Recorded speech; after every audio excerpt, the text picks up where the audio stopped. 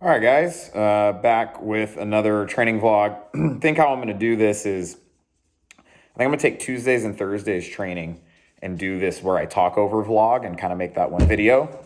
And then the Monday and Friday vlog is going to be the raw footage. That's when I'm lifting with Mike. It's heavier lifting, kind of just more like, let's get the raw take. And Tuesday and Thursday, I'm by myself and more technical stuff. So, this is Tuesday's training Tuesday. Always do an overhead kind of warm up. I started with behind the neck press, then some tempo overhead squats, and then some SOTS pressing here.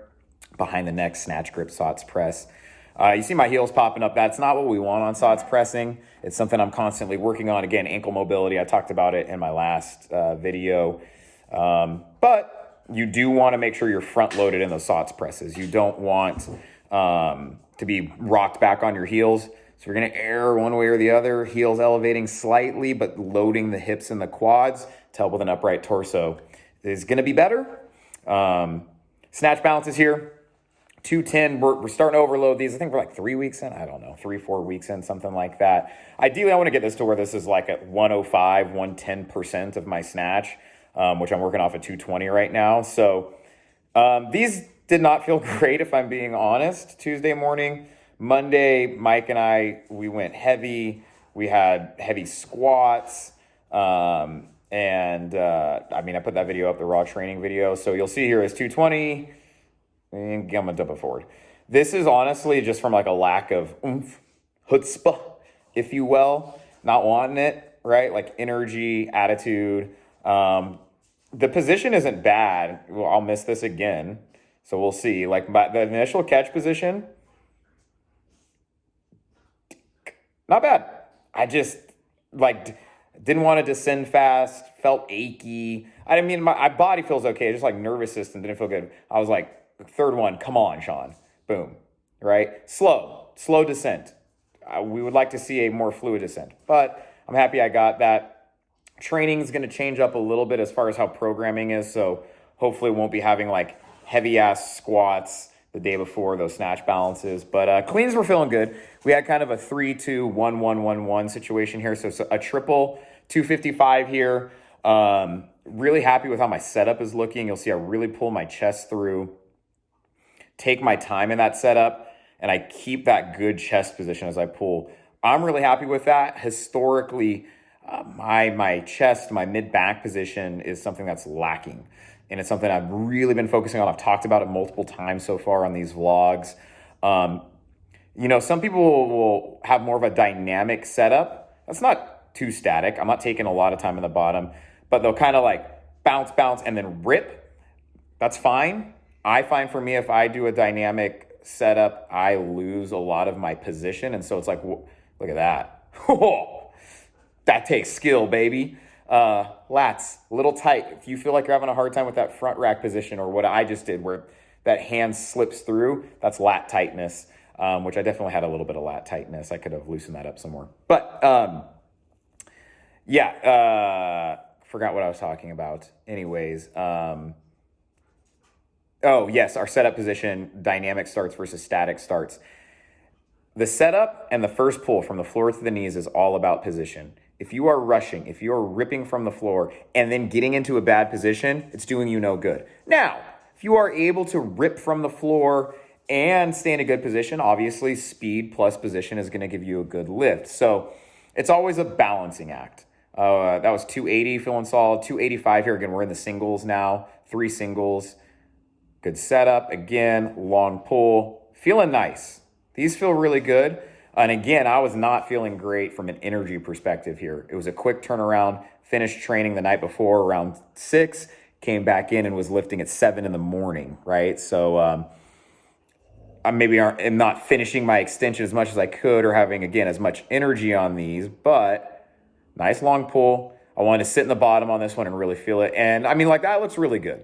I'm not hyped up. I'm not ripping it off the ground.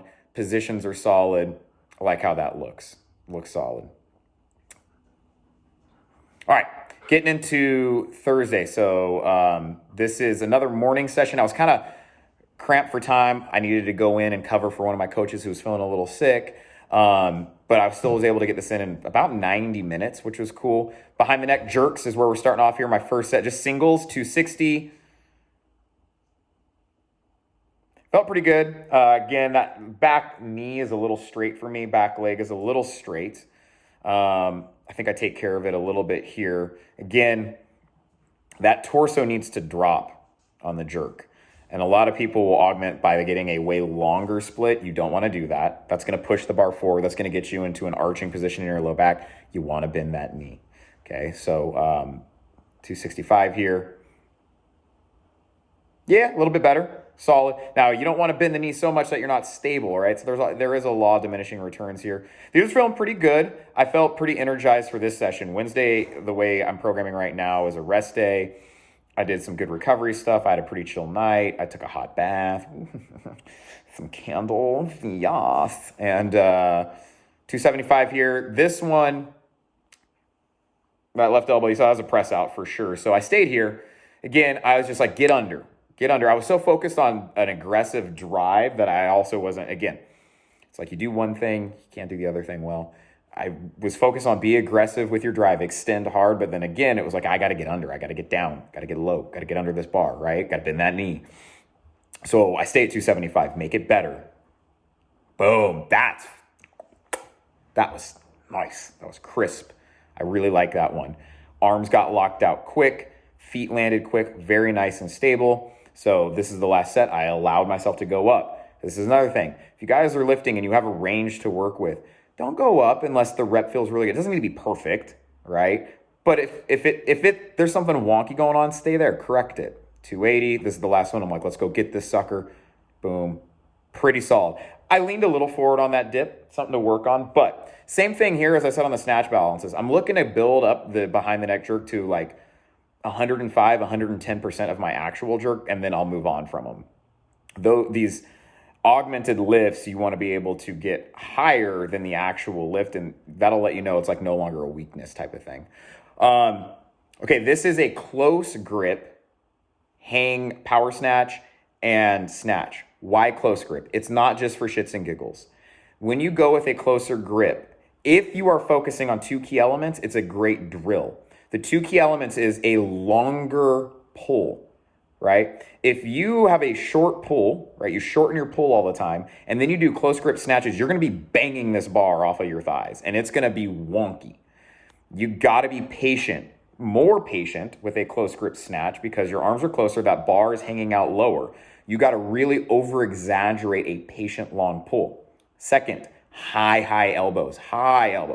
You can see how high I'm getting those elbows. Because again, with a close grip, if I'm kind of being lazy with that high pull position, bar is going to get away from me. I'm going to get punished, right? So it's a way to overemphasize a patient pull, a long patient pull, and a really high elbow position. This is a really great drill for somebody like me. I have really long arms in comparison to my torso. It's like about a 6-foot wingspan on a 5'8" body. And I can be lazy, not on purpose, but my finish high elbow position can be a bit wanting, right?